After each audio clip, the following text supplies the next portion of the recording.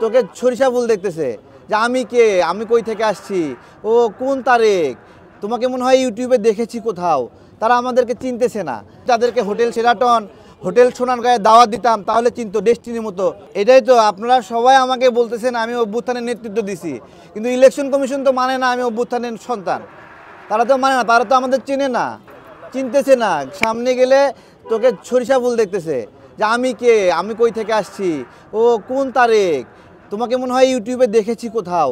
তারা আমাদেরকে চিনতেছে না। তো এইভাবে তাদের অবস্থা। জনগণ চিনতেছে, যাদের চেনার দরকার নির্বাচন কমিশনার ওরা চেনে না।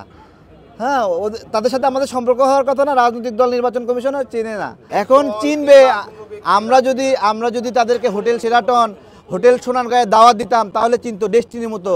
হোটেল শেরাটনে গিয়ে কোন কোন ইসির সদস্যরা মিটিং করেছে আমাদের কাছে তথ্য আছে। হ্যাঁ, আমরা যদি দাওয়াত দিতাম হোটেল শেরাটনে সোনারগাঁয়ে তাহলে হয়তো আমাদেরকে চিনতো।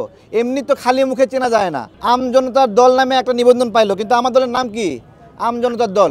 এই ডেস্টিনি কোম্পানিটা তারা আমজনতার দলের নাম নকল করে আমজনতা দিছে, পরে চেঞ্জ করে আবার আমজনগণ দিছে। এই করে সারা দেশের মানুষকে আমাদের কাছে কনফিউজ করে এই প্রতারণাটা করতেছে। এবং ওরা 43 লক্ষ গ্রাহকের টাকা আত্মসাৎ কইরা আজকে 12 বছর জেল খাইতে আইসা নিবন্ধনে আবেদন করছে। এই ইলেকশন কমিশনারদের হোটেল শেরাটনে নিয়ে যায় মিটিং করাইছে। মিটিং কইরা এখন খুব প্রিয় হয়ে গেছে, নিবন্ধন দিয়ে দিছে। তাদের মিনিমাম চক্ষু লজ্জা আছে। 43 লক্ষ গ্রাহকের অর্থ আত্মসাৎকারী একটা গোষ্ঠীকে তারা রাজনৈতিক দলের নিবন্ধন দেয়, যারা কোনোদিন রাজনীতিতে সম্পৃক্ত ছিল না। আর আমরা এখানে রাজনীতিতে সম্পৃক্ত। আপনারা সবাই আমাদেরকে চেনেন, হেরা আমাদেরকে চেনে না। এখন এরা কি ভাষায় চেনে, কি দিলে চেনে, কিভাবে চেনে, আমরা এখনো বোঝার চেষ্টা করতেছি আর কি। আমাদের দলের কোনো মিছিল কখনো দেখেছেন আপনারা? কোনো প্রোগ্রাম দেখেছেন এর আগে? সেই প্রোগ্রামগুলোতে আমরা কি একজন ছিলাম?